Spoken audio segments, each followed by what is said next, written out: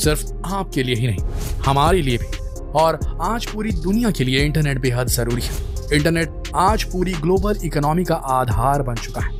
लेकिन इस इंटरनेट की सबसे अनोखी बात यह है कि यह आप तक हजारों लाखों किलोमीटर तक का सफर तय करके पहुंचता है। जी हाँ, आइए आपको इस वीडियो में बताते हैं कि आखिर इंटरनेट को आप तक कैसे पहुंचाया जाता है।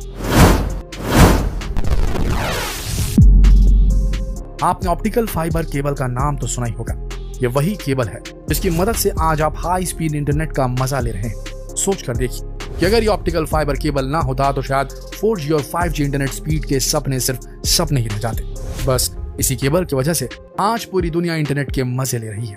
लेकिन दोस्तों, जब एक देश से दूसरे देश तक इस केबल को पहुंचाने की बात आती तो काम कुछ ज्यादा ही मुश्किल हो जाता है। आपको शायद यकीन नहीं होगा, लेकिन इंटरनेट को पहुंचाने के लिए एक देश से दूसरे देश तक लाखों किलोमीटर तक इस केबल को बिछाया जाता है। लाखों किलोमीटर का सफर तय करके ये केबल एक देश से दूसरे देश तक पहुंचते हैं। इसके बाद इंटरनेट सर्विस प्रोवाइडर इस केबल के जरिए अपने ग्राहकों को इंटरनेट पहुंचाने का काम करते हैं। लेकिन जब बात भारत की आती है तो मामला थोड़ा गड़बड़ा जाता है। जैसा कि आप जानते हैं कि हमारे भारत के आसपास सिर्फ समुद्र ही समुद्र है। आप सोचकर देखिए कि आखिर ये केबल समुद्र को लांघ कर कैसे आपके देश तक पहुंचते हैं, हमारे देश तक पहुंचते हैं। इस केबल को बिछाने के लिए एक बिल्कुल खास तरह की शिप को मॉडिफाई किया जाता है। यह ऐसी शिप होती है जिसका सिर्फ एक ही काम होता है, समुद्र में हजारों लाखों किलोमीटर तक इस ऑप्टिक फाइबर केबल को बिछाना। आपको बता दें, आज के समय स्कैगराक, गुइलो वर्ने, CS सोवेरेन कुछ ऐसी शिप्स हैं जो सबमरीन केबल यानी कि ऑप्टिकल फाइबर केबल को समुद्र के अंदर बिछाने का काम करती है। इस शिप की सबसे खास बात यह होती है कि एक ही बार में करीब 2000 किलोमीटर तक का केबल अपने साथ लेकर ट्रैवल कर सकती है। इन शिप्स की वजह से समुद्र के अंदर केबल बिछाना बहुत ही आसान हो गया।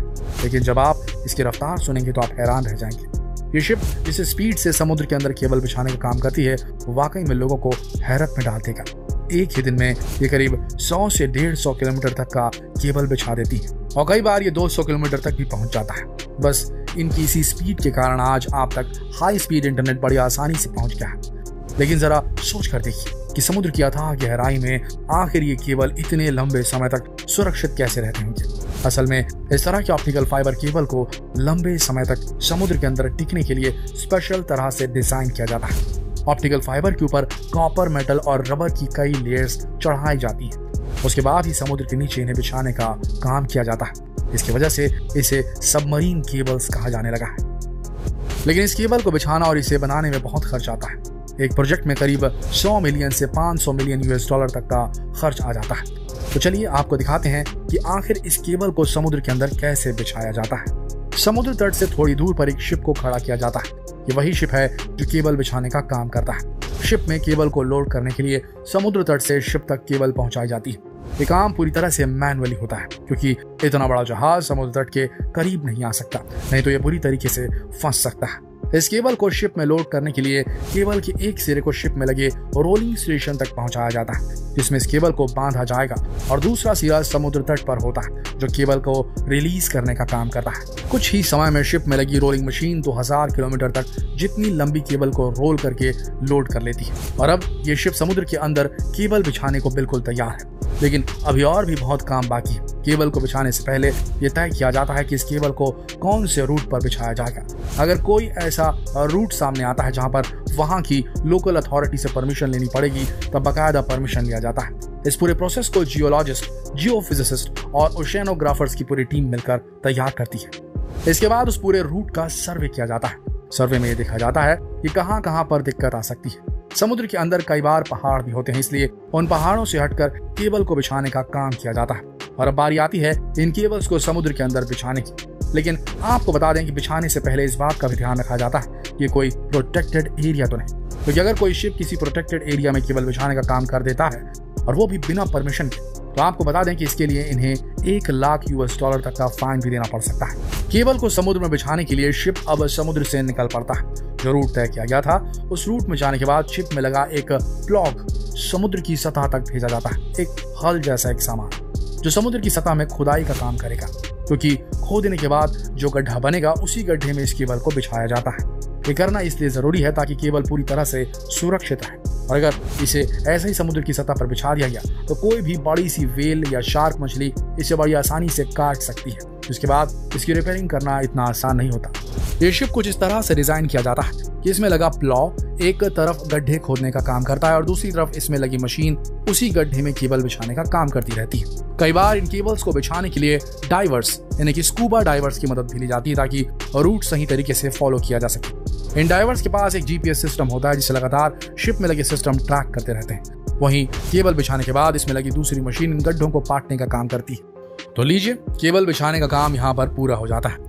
लेकिन आपको बता दें कि इतनी सुरक्षित तरीके से केबल बिछाने के बाद भी इनमें कई बार खराबी आ जाती है। इनकी लाइफ ज्यादा से ज्यादा 10 साल तक की होती है, लेकिन बीच बीच में कई बार मछलियां और समुद्र के अंदर रहने वाले बड़े बड़े जीव जंतु इस केबल को काट देते हैं और कई बार कुछ ऐसी घटना घटित हो जाती है जिसकी वजह से केबल कट जाते हैं। बिल्कुल इसी से जुड़ा एक किस्सा हमारे सामने आया जो वाकई में हैरान कर देने वाला था। चीन के एक मछुआरे ने एक बार इस ऑप्टिकल फाइबर केबल को काट दिया था। असल में हुआ कुछ ऐसा कि इस मछुआरे ने जब मछली पकड़ने के लिए जाल फेंका तो केबल उसके जाल में फंस गया और जब उसने जाल को बाहर निकालने की कोशिश की तो जाल निकल नहीं पाया क्योंकि केबल बहुत ज्यादा वजनी था।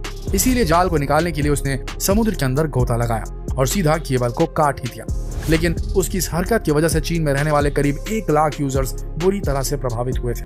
इसके अलावा इस केबल को रिपेयर करने के लिए चीनी सरकार को पूरे $3,84,000 चुकाने पड़े थे। लेकिन बाद में इस मछुआरे को पकड़ लिया गया और कोर्ट ने इसे 7 साल की सजा सुनाई।